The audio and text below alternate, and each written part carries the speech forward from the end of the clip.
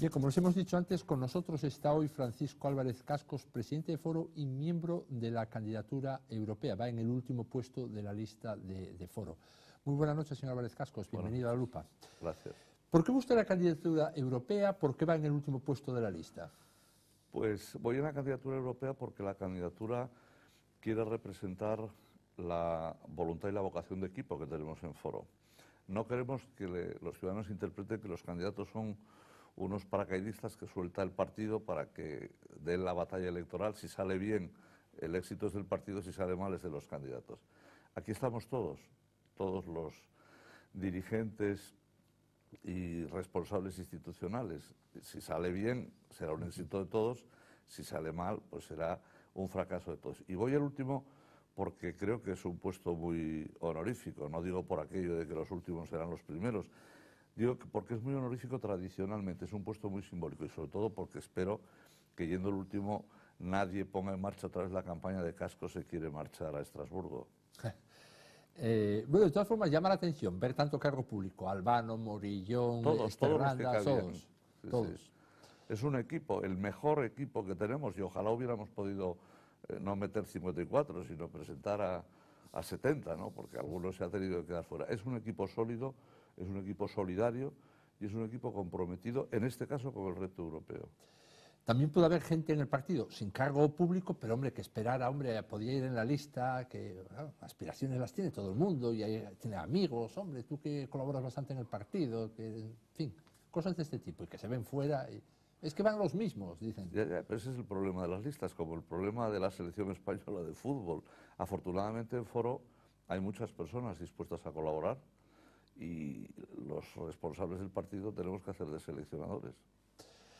Bueno, Salvador Garriga, en declaraciones al Comercio, ayer aquí en La Lupa, dijo lo mismo respecto a Foro, que no entiende el concurso de Foro en las elecciones, por qué se presenta si además no va a alcanzar ni un acta de diputado. Es normal, lleva 20 años de eurodiputado, no puede presentar una fotocopia de lo que ha hecho en 20 años por Asturias.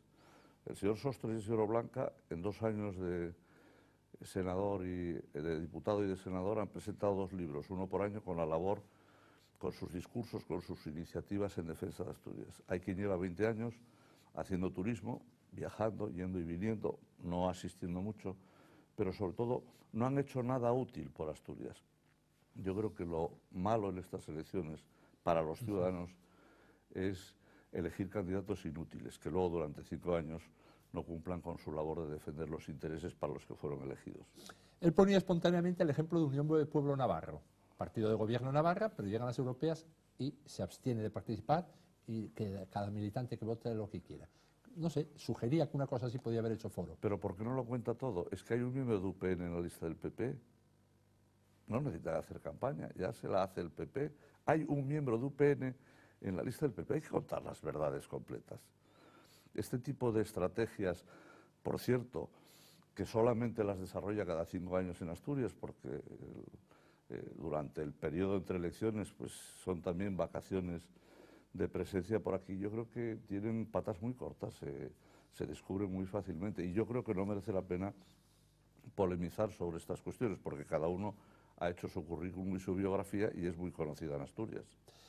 De la lectura del programa de Foro, yo he estado leyendo el programa, se deduce, está en el aire, ustedes son muy críticos con la Comisión Europea, con el órgano de gobierno de la Unión Europea.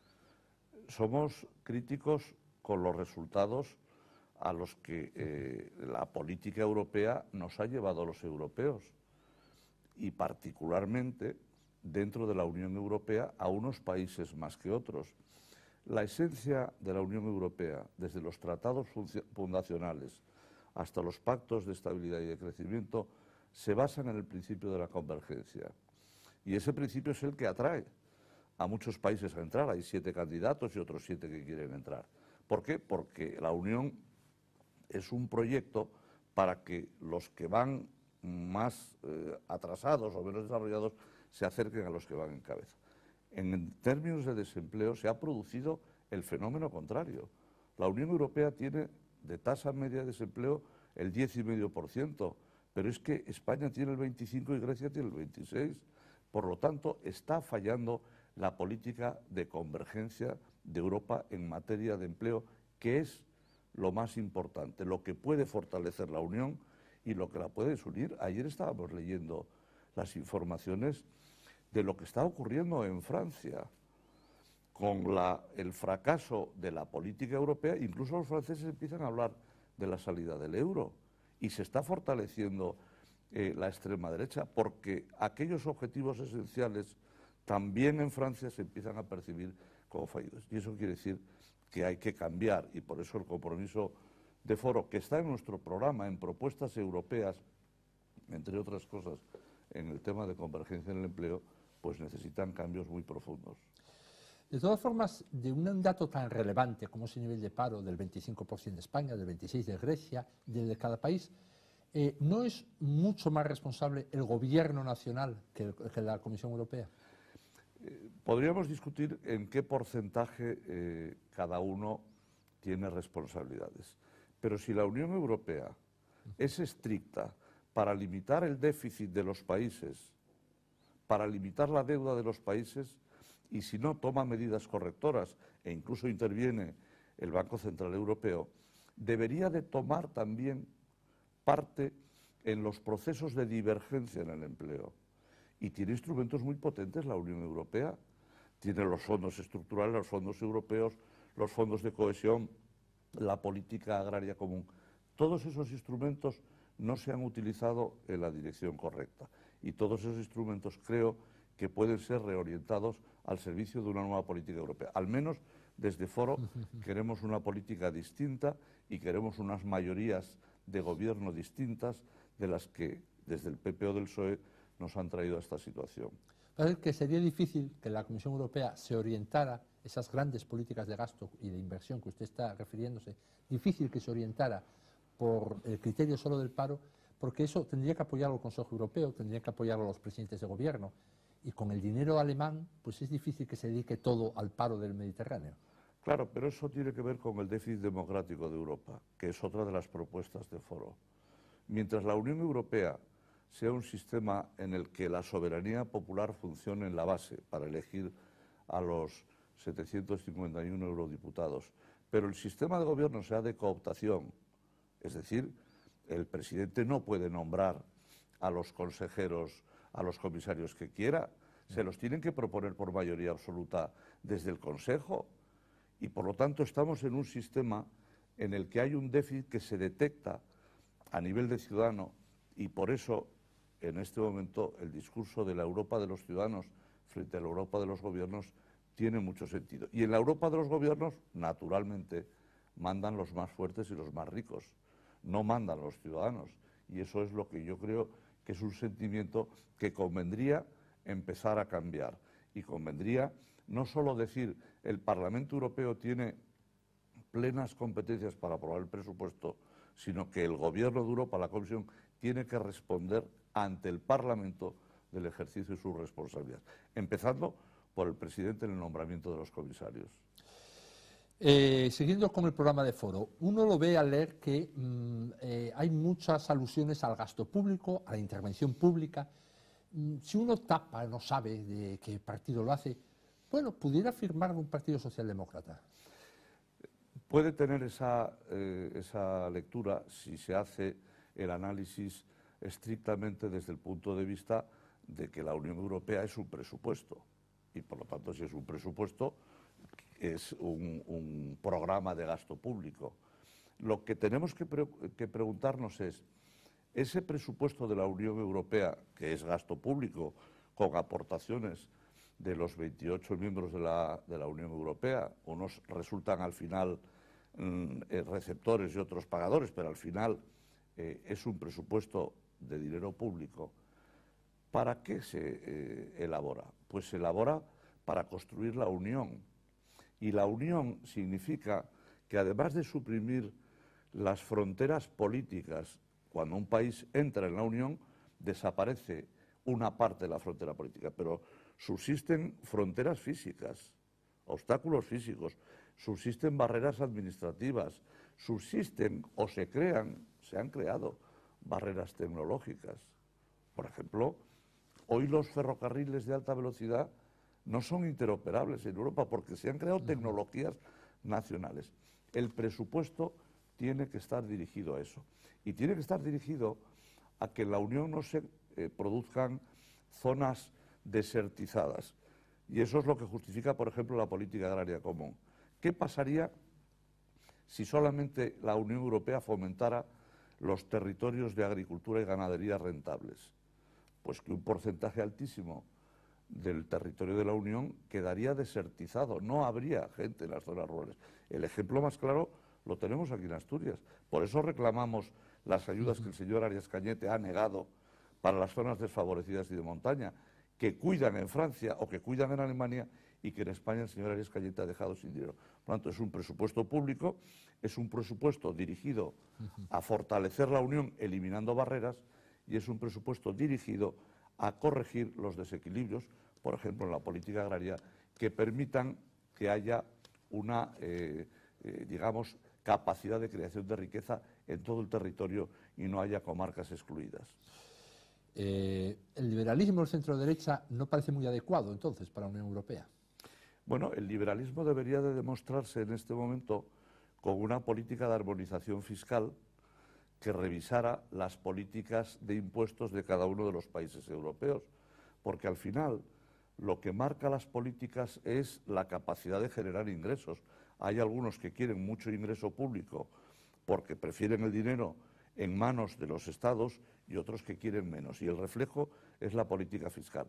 En Europa no hay una política fiscal. Foro propone la armonización fiscal para que desaparezcan los paraísos fiscales. Es decir, para que no ocurra que ahora a las empresas, ¿por qué se va Teleco a Polonia? Porque paga menos impuestos. No es que los asturianos tengamos mala imagen en Estados Unidos, es que le interesa económicamente porque tiene menos coste. Y las empresas, las grandes, se instalan en Irlanda, se instalan en Luxemburgo o en Holanda, que son el equivalente a los paraísos fiscales. La señora Valenciano, que ha criticado ayer aquí a los paraísos fiscales, ¿tiene en su programa alguna propuesta para armonizar fiscalmente Europa? No la tiene, la lleva Foro. Y por eso creo que el espíritu liberal, entendiendo por liberal una política que reduzca el peso de la participación pública y dé una mayor participación a los sectores privados, la tiene Foro y la hace con concepto de unión, es decir, que no haya barreras fiscales que deslocalicen las iniciativas a lo largo y ancho de Europa por los tipos de impuestos. Digamos que el aspecto, a mi entender, más rasgo principal en el programa de Foro sería el poner tanto el acento en el desempleo, en el paro, por varias razones. Pero quiero preguntarlo primero, ¿por qué España, por qué Asturias tienen un nivel de paro récord dentro de la Unión Europea? No sería una única explicación, y si alguien lo quisiera simplificar, creo que estaría equivocando el diagnóstico. Yo creo que en España, por retrotraernos a hechos que recordarán muchas personas, con la llegada del Partido Socialista en el año 2004, se abrió un proceso de regularización de inmigrantes que se llamó un efecto llamada. Y por lo tanto, en España, a la estructura natural que tienen otros países europeos en su mercado laboral, se sumó lo que con la política del Partido Socialista, entonces el ministro de Trabajo, señor Caldera, que le costó su puesto, pues yo creo que se hizo ya una llamada excesiva. Y verá usted que ahora, en estos últimos años, uno de los procesos más dolorosos es el de los inmigrantes que han tenido que retornar a sus países, porque llegaron a España de una manera artificial, bajo la llamada de tengo más facilidades para encontrar un puesto de trabajo que en otros países europeos. Y esto ya ha costado una franja, una horquilla. Y luego yo creo que las políticas de falta de incentivos a la competitividad y de gasto público irresponsable que han provocado el agujero de 400.000 millones de euros desde el año 2008 para aquí son los que han causado los dramas del déficit y los dramas de los altos tipos de interés de la deuda, pues son los que han acabado. Es decir, el hoyo de la economía española se ha acabado a pico y pala desde el año 2008 hasta nuestros días. Se ha acabado a pico y pala.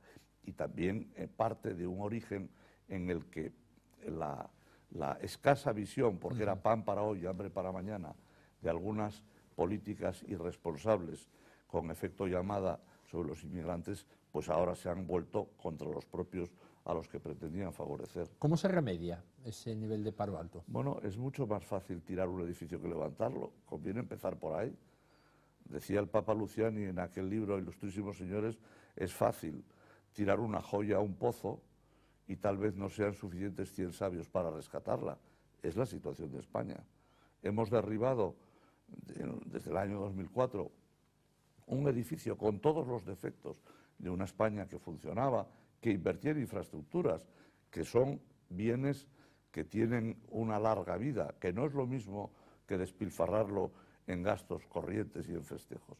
Y yo creo que eso no se ha sabido conservar y ahora hay que reconstruirlo con mucho esfuerzo, con mucho sacrificio, pero con más solidaridad de la que practica el gobierno de Rajoy. Porque la España que está construyendo el gobierno de Rajoy, y lo padecemos en Asturias, es una España insolidaria. Y por eso Asturias hoy está bajo cero. Pero bajo cero no de temperatura, que creo que viene estos días otro frente frío, no. Bajo cero de los planes ceros de Rajoy para Asturias, porque son cero de cierres, cero de eliminaciones, cero de renuncias y cero de olvidos. Asturias está en este momento bajo cierres, eliminaciones, renuncias y olvidos.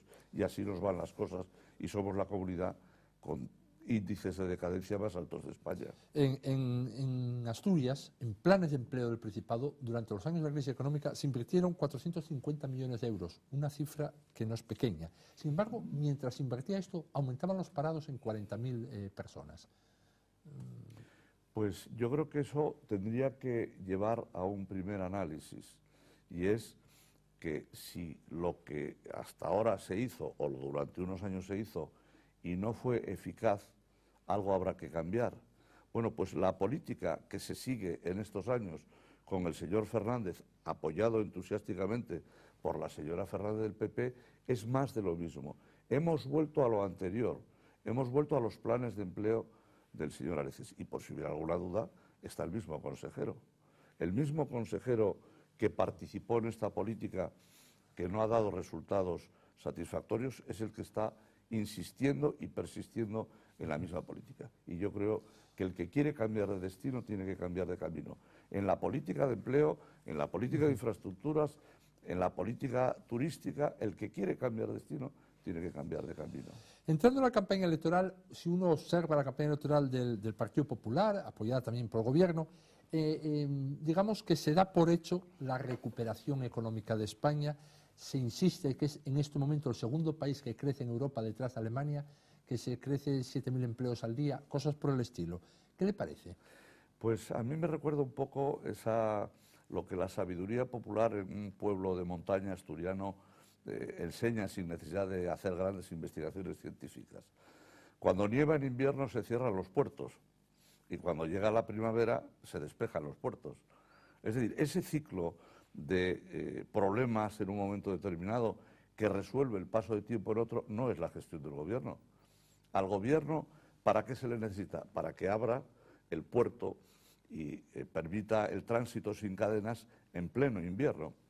Que la economía tiene sus ciclos, que la hierba crece en primavera, que la nieve se derrite cuando llega el verano, pues es un proceso natural. Que la economía española estaba en unos niveles y la tasa de actividad es la más baja de España y por lo tanto ya no se puede bajar más, en algún momento empezaremos a crecer. Pero eso forma parte de un ciclo casi diría que socialmente biológico. Lo que hace falta son acciones que permitan paliar y corregir los puntos bajos, las inflexiones de ese ciclo. Y eso es lo que falta en España y sobre todo porque el crecimiento que se apunta no se está repartiendo y tiene su explicación. Si el Gobierno de España ha dedicado, datos del Banco de España, 65.000 millones a tapar los agujeros de la banca, pero no a corregir las necesidades de otros sectores, pues cosechamos los resultados. Y al mismo tiempo que se conocen estos datos, por cierto, las cifras de ayudas directas e indirectas, según algunos expertos, se eleva a 150.000 millones de euros las ayudas al sector financiero. Y en estas mismas fechas, con estos mismos datos, dice el ministro de Industria que hay que apostar por la reindustrialización. Hombre, ¿no sería mejor haber apostado por el mantenimiento de la industrialización y nos costaría mucho menos ahora la reindustrialización si se hubieran aportado recursos también para sostener y ayudar a nuestra industria a ser competitiva? Pues yo creo que son ejemplos que demuestran que se han cometido muchos errores en estos 2 años y que nos va a costar mucho más en estos momentos establecer un crecimiento bien repartido en España y sostener sectores que se han desmantelado en estos años, como el sector industrial. Si hubiera estado bajo su competencia, ¿no le hubiera dado usted esa ayuda a los bancos?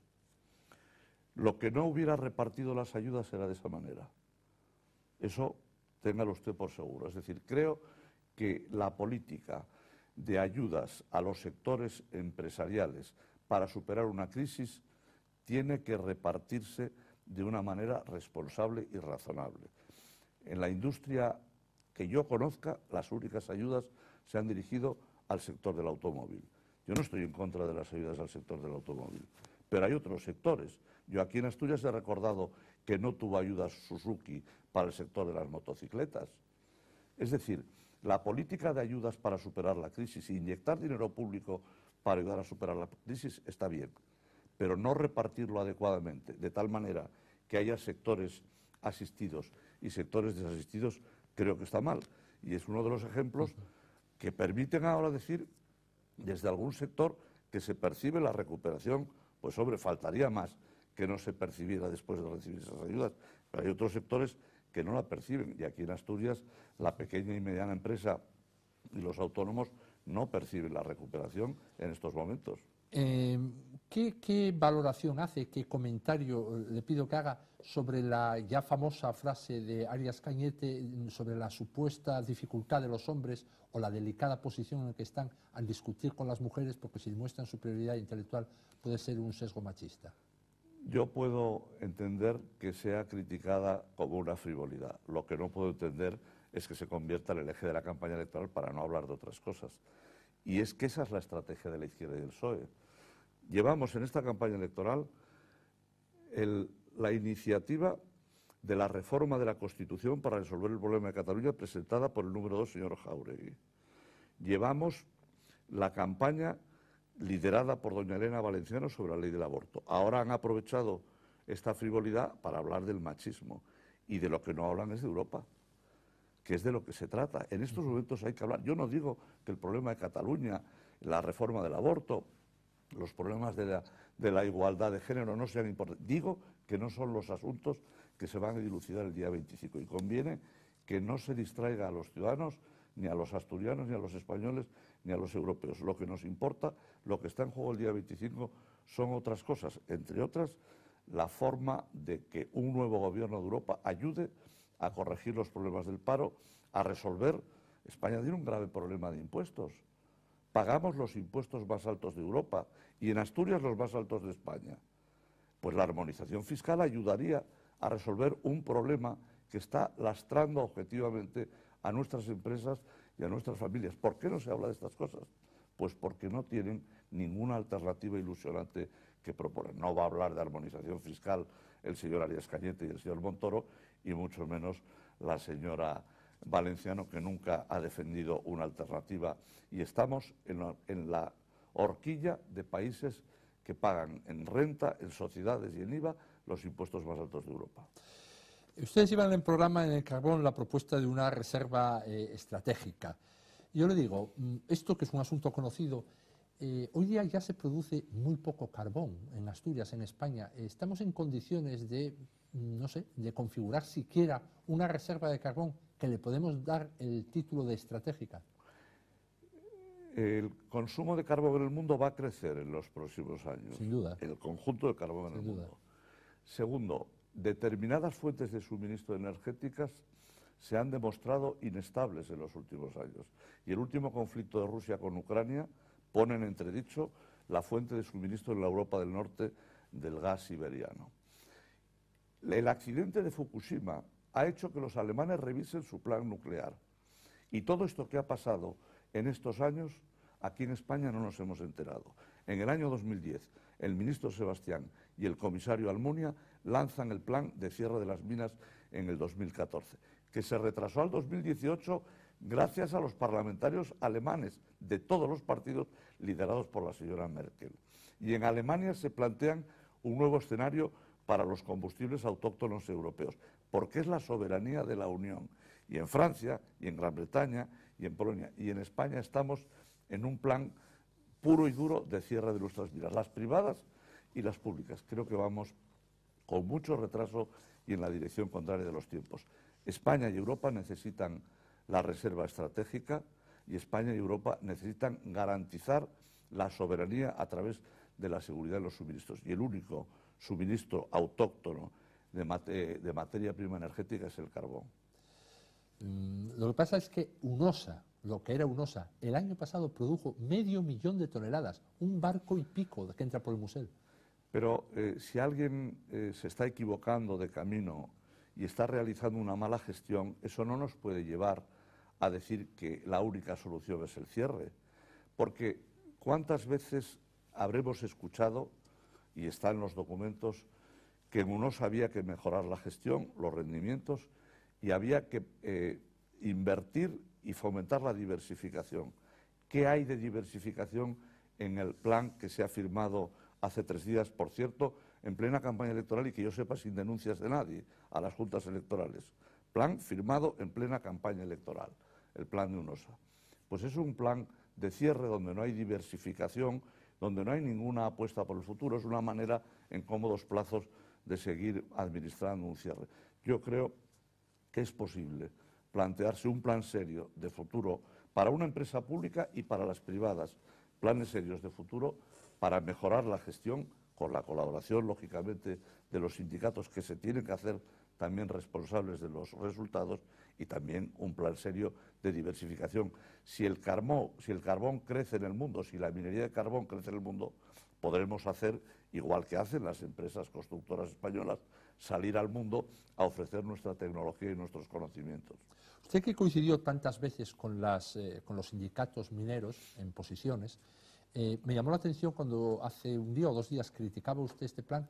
Es crítico también, en el acuerdo están los sindicatos mineros, es crítico con Sí, pero no con los sindicatos mineros, porque los sindicatos mineros han hecho lo poco que podían hacer, que es, ya que estaban abocados por la acción concertada del PSOE y el PP, repito, la acción concertada del PSOE y el PP, más allá de los discursos, esa es la realidad. Son los que han puesto en marcha en Europa y en España la política de cierres, y los sindicatos, al final, se han refugiado pues, en defender lo que tienen que defender, que son las condiciones sociales de sus afiliados, por lo tanto, no las jubilaciones, que las jubilaciones son un derecho, sino las prejubilaciones. Han hecho lo poco que les han dejado hacer.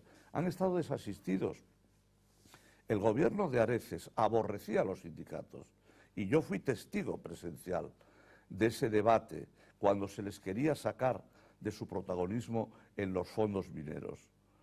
Y se les sacó de ese protagonismo y Javier Fernández, con el mismo consejero, ha vuelto a abandonar no han tenido ningún apoyo los sindicatos en la negociación, bueno, en todo caso, fuera del modesto apoyo que desde siempre les hemos dado desde Foro.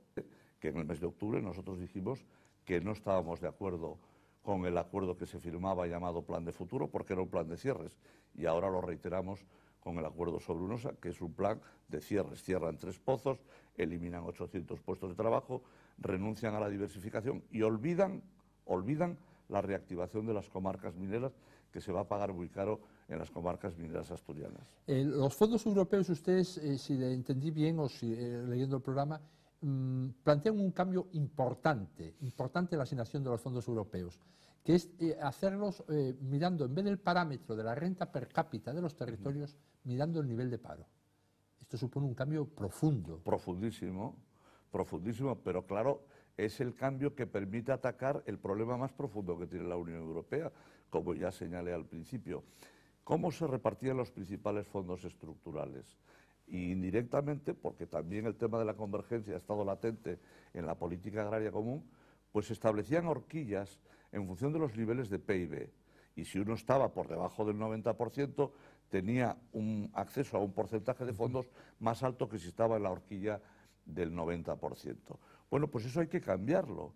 Ahora las horquillas no digo que se desentiendan los fondos del crecimiento y del PIB, pero tienen que introducir la horquilla, es decir, el desfase, la diferencia, la divergencia en tasas de empleo. Y hoy tienen que atender perentoriamente a los países que tienen que recibir las ayudas europeas para grandes inversiones de obras públicas, de equipamientos, de nuevas redes, a través de un criterio que tenga en cuenta las tasas de paro. La política agraria común establece criterios de convergencia y a España le hubieran dado más recursos europeos si hubiera aceptado el principio de convergencia. El señor Arias Cañete no aceptó más recursos para tener las manos libres para no practicar la convergencia en el reparto de las ayudas en España. Y por eso hay comunidades como Asturias, Cantabria, León, Galicia, que van a recibir menos recursos por unidad de trabajo agrario que otras de otras comunidades, porque eso es lo que quería el señor Arias Cañete para defender a los agricultores y ganaderos de otros territorios que le son más afines. De todas formas, la cantidad que llega a Asturias en la PAC, lo que está nombrando ahora al final, negociada por Arias Cañete, no es inferior a lo que se estaba recibiendo. Claro, es que es la continuidad de la discriminación que se tenía con los gobiernos del PSOE en el septenio anterior. Es la misma. El señor Arias Cañete ha podido cambiarla y en Europa le ofrecían más dinero si aceptaba un principio de convergencia para practicar aquí en España, que obligaba a revisar ese reparto injusto. Y renunció a ello, renunció a dinero de España para tener las manos libres para seguir manteniendo la discriminación interior. Es un pacto del PSOE y del PP en Europa y en España, pero no es la política europea. La política europea no va en esa dirección y lamentablemente en España, una vez más, de la mano de Arias Cañete, vamos en la dirección contraria. Si le entiendo bien, esa política de reequilibrio que tendría el gobierno de España debido a la renacionalización de las ayudas que se habla tanto en Europa, le iba a llevar, si le aplicaba, a llevar fondos a Galicia, Asturias, Castilla y León, Cantabria y perderlos en Andalucía. ¿Se puede explicar que en Andalucía o en Extremadura se puedan estar recibiendo 3 veces más ayudas por unidad de trabajo agrario, que es la forma de homologar por las distintas características que tiene la estructura agraria y ganadera, que en Asturias o que en Cantabria? No tiene ningún sentido. Pero es que la falta de sentido empieza porque España recibe por unidad o por hectárea menos ayudas que reciben en otros países europeos. Es decir, empieza por la falta de capacidad de interlocución y de defensa del gobierno español a la hora de repartir los recursos por naciones. Y esos recursos por naciones que pudieron ser mejorados si se aceptara la convergencia, el señor Arias Cañete ha renunciado en agosto del año pasado para seguir teniendo las manos libres para repartirlos discrecionalmente y para fomentar la divergencia entre los agricultores y los ganaderos. Y bien que lo van a pagar los ganaderos de carne asturianos, los ganaderos de montaña, zona desfavorecida con reglamentos europeos en la mano, y el año que viene lo vamos a notar cuando llegue el final de las cuotas lácteas, empieza la llegada masiva de leche de importación y el señor Arias Cañete o el gobierno del Principado no hayan hecho nada para transformar y para ayudar a nuestros ganaderos de leche a enfrentarse a esta nueva situación. Está bastante bajo el foco de la atención, o el foco está iluminado bastante en los fondos sobre lo que recibió España para infraestructuras de comunicación. Recientemente, hace algo más de un mes, se supo que la OLAF tenía un informe muy negativo sobre el Musel en el que obliga a devolver todas las ayudas. ¿Qué le parece este informe de la OLAF y el proceso que va a desencadenar? Conviene recordar, por lo menos en los datos que algunos disponíamos, que en la Unión Europea, mientras yo tuve responsabilidades de gobierno, había países que los fondos europeos asignados los absorbían, y fue el caso de Irlanda y España. Éramos capaces de absorber más del 90% de los fondos dedicados al desarrollo y a la cohesión. Por eso nos escogieron como país piloto los rumanos o los polacos en los programas europeos de entrenamiento para poder llegar a acceder a la Unión Europea por nuestra experiencia positiva. Grecia y Portugal no absorbían los fondos europeos y de ahí vienen algunas consecuencias que se perciben en el estado actual de la situación. Por lo tanto, los fondos europeos son muy importantes, absorberlos es muy importante y gestionarlos bien, pues yo creo que ya entra en el terreno de la ética y en el terreno de la legalidad. Lo que ha pasado en el Musel lo sabía todo el mundo en Gijón desde el primer día, desde el día que se adjudicó la obra y los contratistas o la UTE perdedora explicó que había sido injustamente marginada. Y luego continuó la obra con un proceso de irregularidades que desembocó en los sobrecostes.